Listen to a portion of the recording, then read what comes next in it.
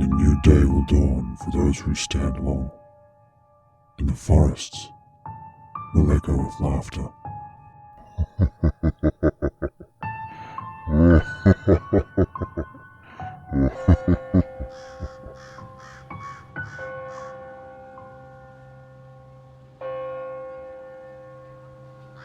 I was 9 years old and camping out with 3 families other than my own.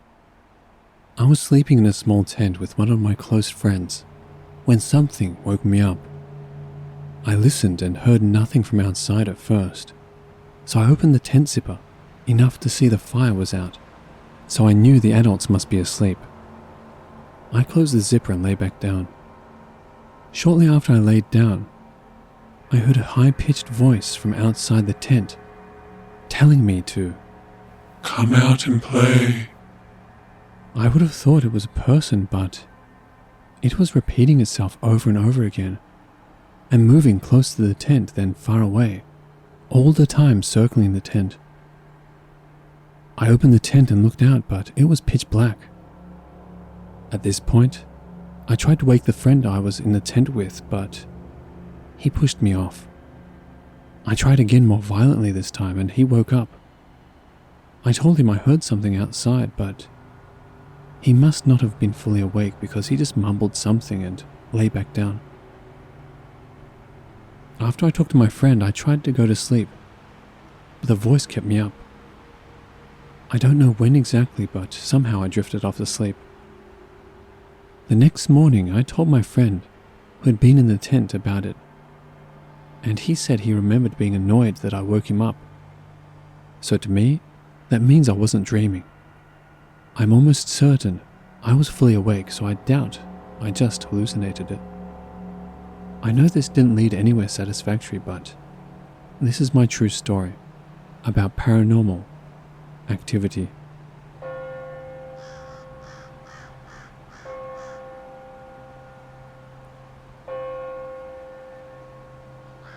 This happened when I was about 6 or 7 years old, but is something that I've never forgotten.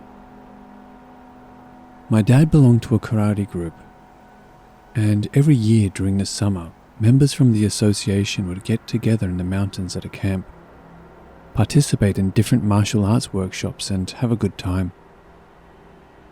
The property that this was held at was private property and owned by the person who had started the association.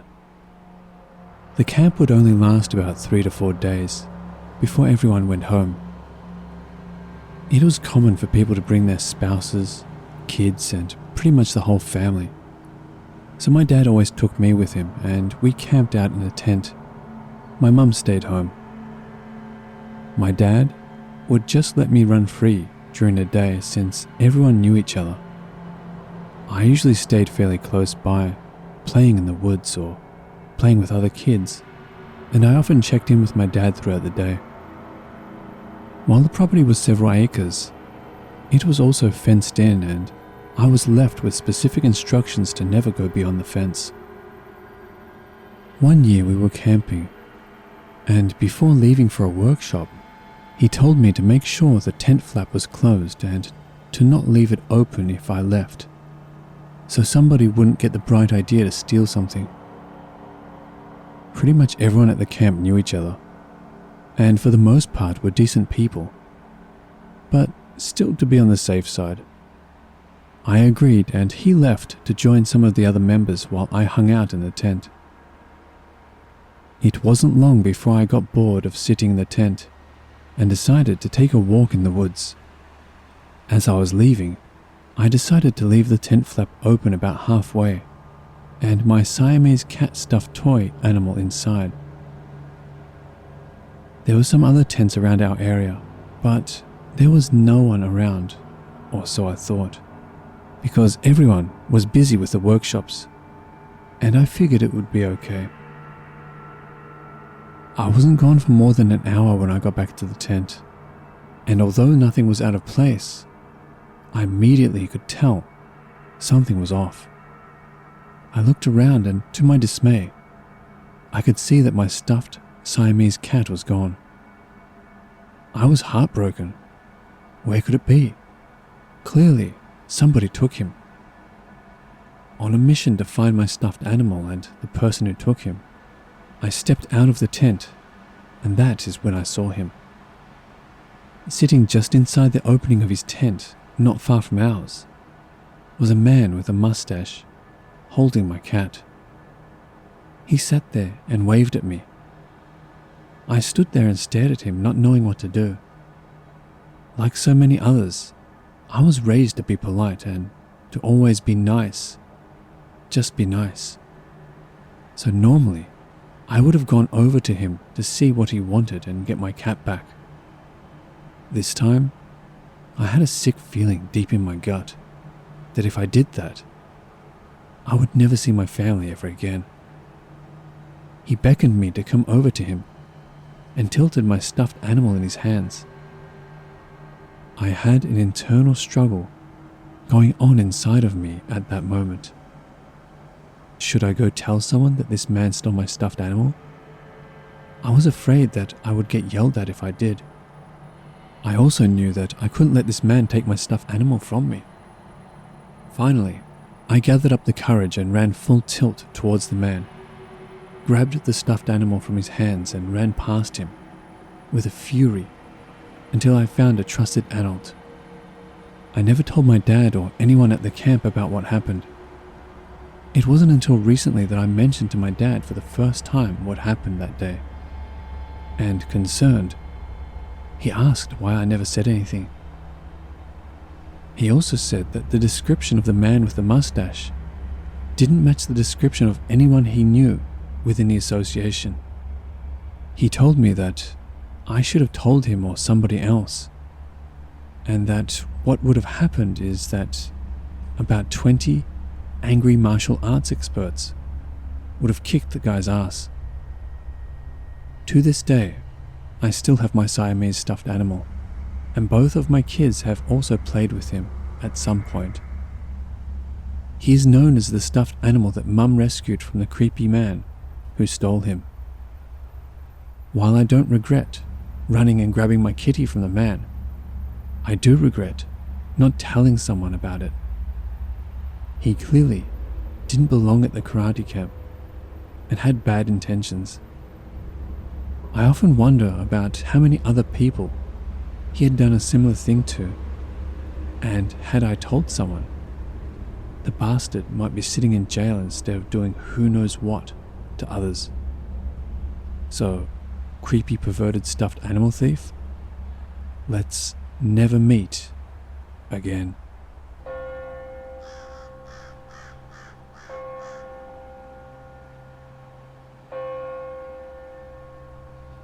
So about 3 years ago I went camping with my girlfriend, now ex, as she had always expressed interest but had never been.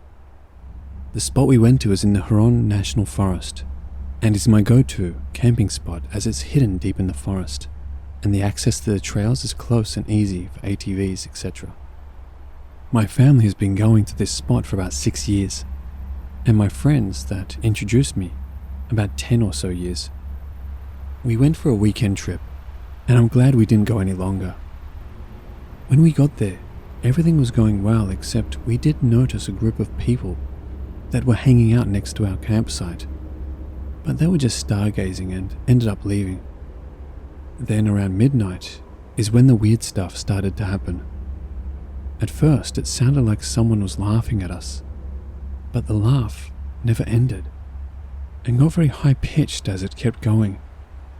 After a while, we both got kind of scared and went into the tent to try and sleep. And then, that's when the laugh and noise moved up higher and started to circle the campsite. After a while of that happening, it just suddenly stopped and then started again around 3 a.m. When it started again, the fire was going out, so I went to stoke the fire with my shotgun in hand and turned on my flashlight to see if maybe I could see any coyotes or something around the campsite. But I didn't see anything or hear any movements below. This went on until 6 a.m. and then stopped, and that's finally when we were able to get some rest. After we woke up, we checked around the campsite and didn't see anything out of the ordinary, so we packed up. Once we were packed up and good to go, I go to start my vehicle and it's completely dead.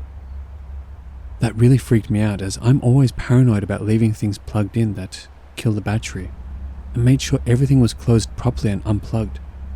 Yet somehow, the battery still died.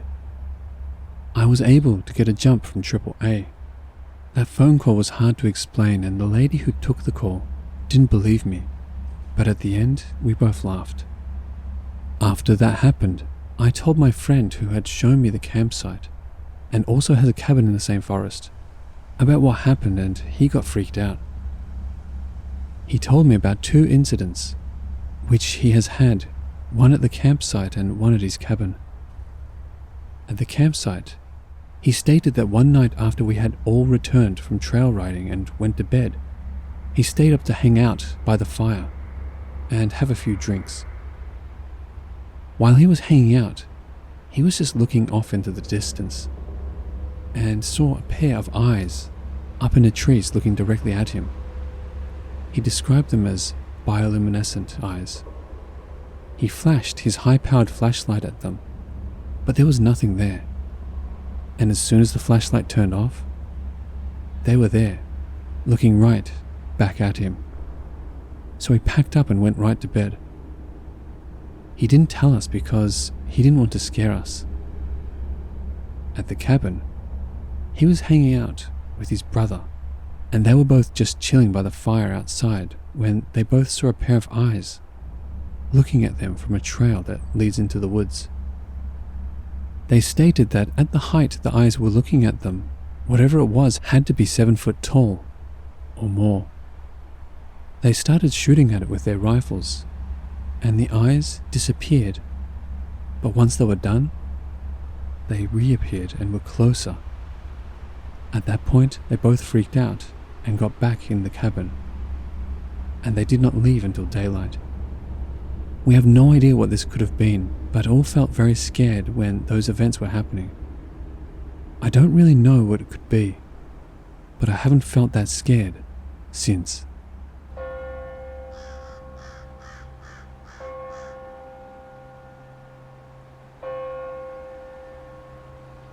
This happened to me a while back when I decided to go on another camping trip alone. I always liked camping alone. There's something serene and sobering about being isolated in the middle of the wilderness, and I always found it relaxing. So I planned out what trail I was going to take, packed my camping gear and my rifle, and jumped in my truck. I get to this trail early in the morning and hike about 15 to 20 miles in until I find the right spot, and head off the trail to find a place to put my tent up. I stumble upon this nice-sized clearing and decide that it's a nice, beautiful spot to settle down. I'm exhausted at this point, but I set up the tent at the southernmost edge of the clearing, next to the tree line, and manage to get a fire going. I roast some weenies and start to hear a sound in the distance underneath all the forest noise.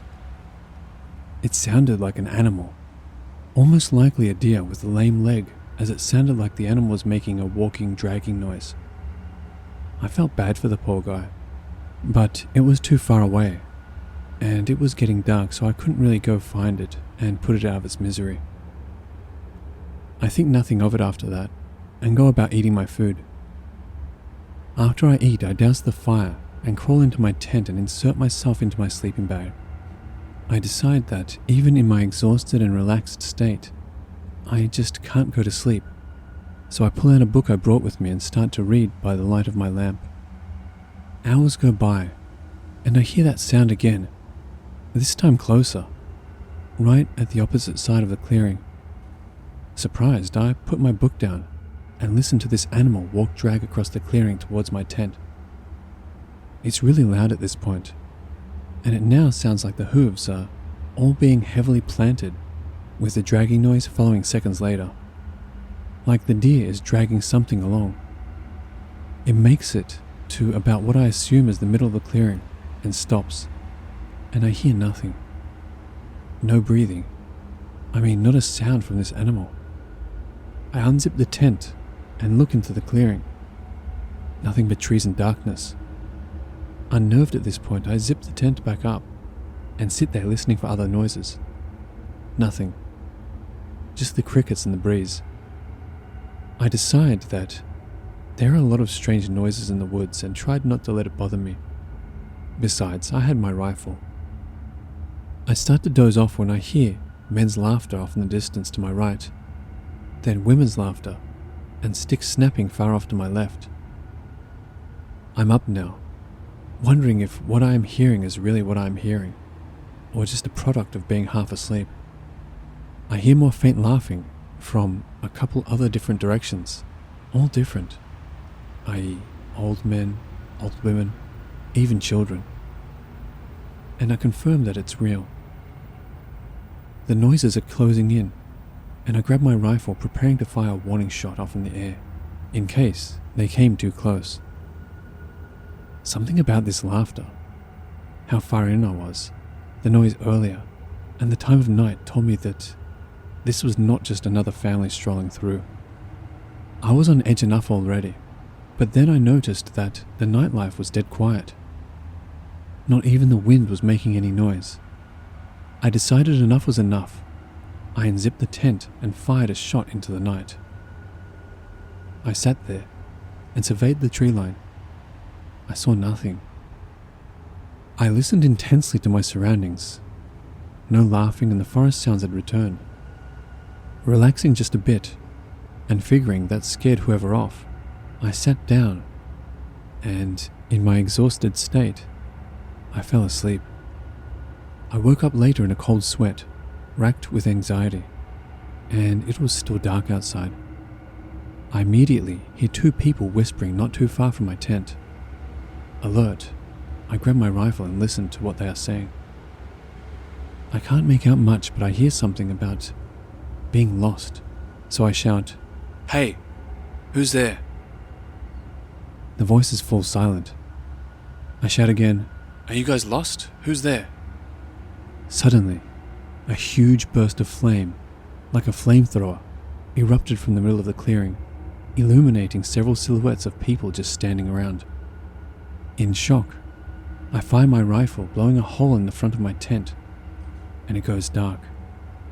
Without checking my surroundings, I get up and sprint out of my tent, making a hard left back to where the trail was. I hiked until sunrise, back to my truck with my head over my shoulder the entire way. Never heard anyone follow me. Never saw anyone or anything the whole way. But couldn't shake the feeling I was being watched. After that, my enjoyment of camping alone left me, like I left all my gear in the woods that night.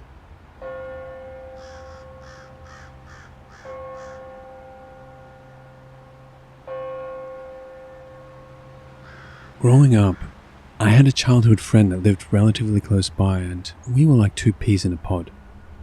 We were both adventurous, believed in the paranormal, enjoyed astronomy, and generally just being outside.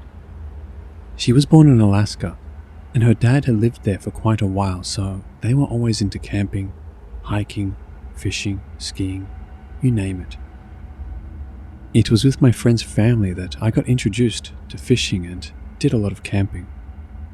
This happened during the mid to late 90s, and we were maybe around 10 to 12 years old. It's been a while, so I can't remember exactly.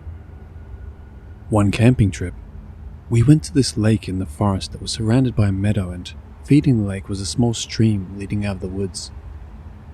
Anyway, we played in the meadow and stream all day, while my friend's dad fished. The lake wasn't very big because it had a meadow all around it. He could keep an eye on our whereabouts while he fished. While messing around by the stream, the wooded area it was coming from gave me weird vibes. Can't explain it, I just felt really uneasy. Anyway, the day faded away into early evening, and it was time to leave and find a camping spot. My friend's dad packed up his fishing gear, and we all walked back to the truck on this long, winding path through the woods. Once in the truck, we drove into a more remote area of the forest and made our way up this steep road that was so rough and at such an incline that I was convinced that my friend's dad was going to break his truck. He had a 4, maybe 6-cylinder Toyota pickup that was about as basic as a truck could get. In fact, I'm not even sure if the truck had 4-wheel drive, but being an Alaskan outdoorsman with years of experience, I trusted him. We finally made it to the top, which was flat and relatively open, with a big area of forest in the opposite direction from the road we drove up. We pitched our tents, got everything set up, and my friend and I decided to go explore the area. We were maybe 50 yards from the tent when we heard a big crack as a tree branch snapped in the woods behind us. We got quiet and looked in that direction, but did not see anything. Thinking it was just a deer, we brushed it off. As we were walking, we heard it again and whispered to one another about what it could be, but kept going. It stopped briefly, and when we were about 200 yards from our camp, we sat on a boulder, looking down the steep wooded hill overlooking the dirt road from where we had come from. Suddenly, we heard another cracking branch from behind. Whatever it was seemed to be following us. Our imaginations going wild, we came up with everything, from a serial killer stalking us in the woods, to deer, to Bigfoot. When we got back to the campsite, we told her dad what we had heard and how it seemed to be paralleling us. He kind of played it off as a black bear and secured all the food. Later on, my friend confided in me that her dad had gotten out his pistol and would be sleeping with it that night. My friend and I were sharing one tent, and he was in his own tent not far from us, so we figured everything would be okay.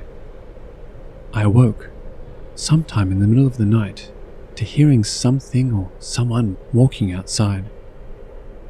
As I lay still listening, I could hear it quietly circling the tent. It sounded like it was walking on 2 legs because it had a distinct rhythm in how it walked. Whatever it was sounded big as I could hear its weight as it put each foot down and walked.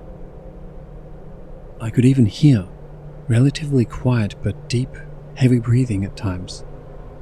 As I lay there listening, I could hear it wandering to the other parts of the campsite and then back to our tent, almost as if it was walking in a big, repetitive loop. This went on for who knows how long. It felt like an eternity. Terrified and unable to wake my friend, I lay there and listened until eventually I fell asleep. The next morning I told my friend and her dad about it, but I don't know if they believed me or not.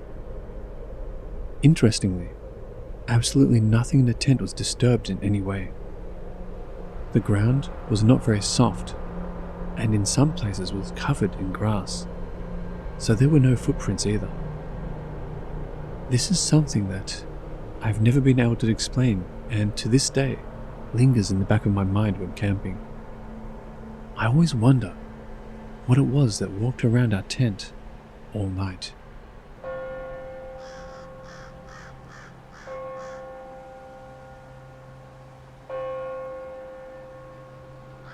Background.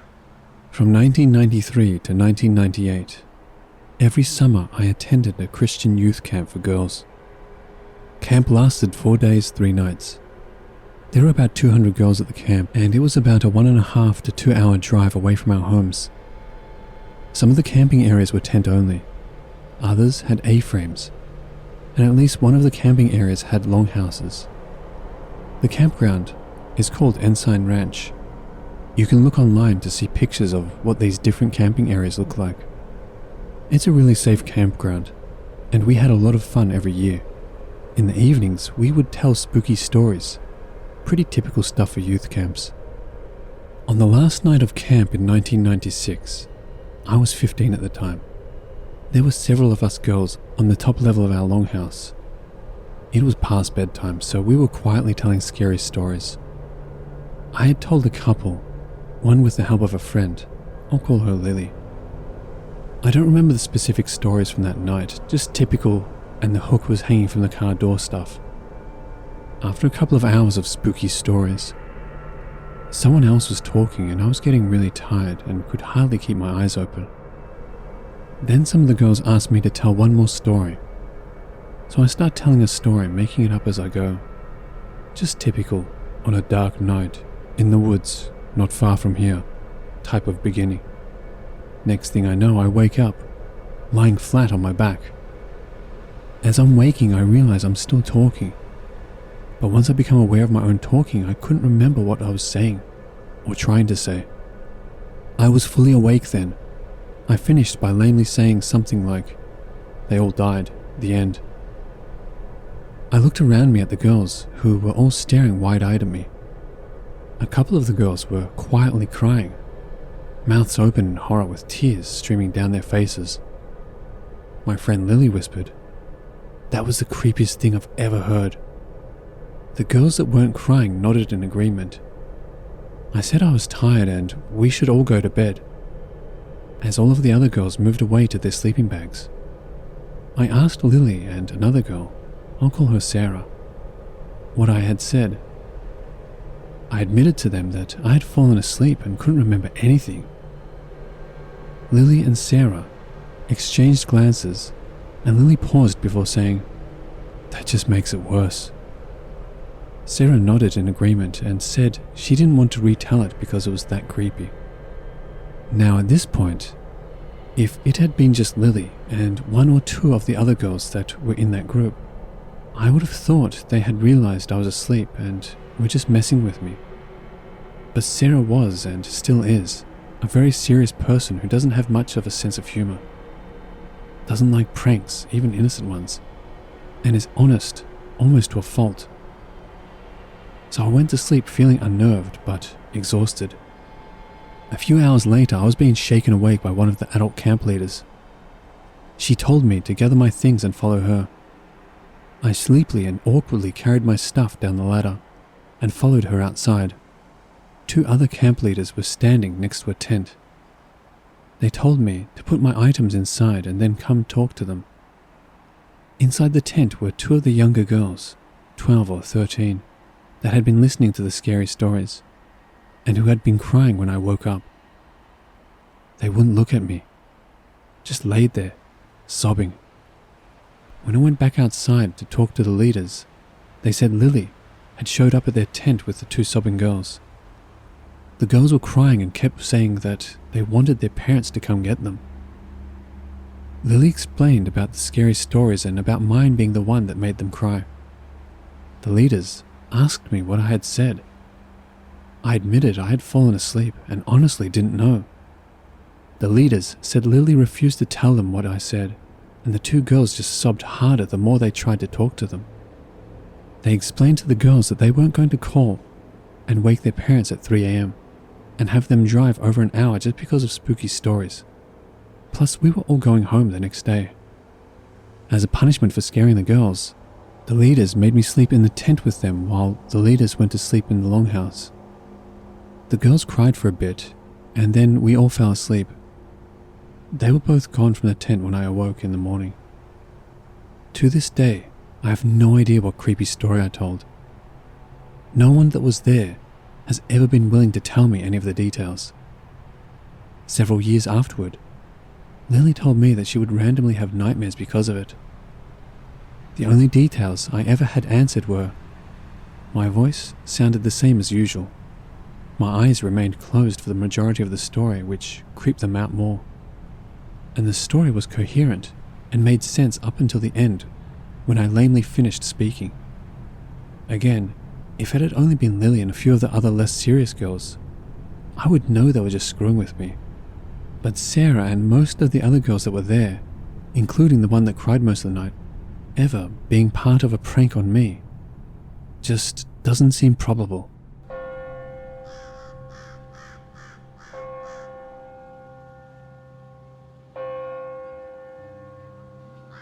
Hello watchers and listeners, thank you so much for watching.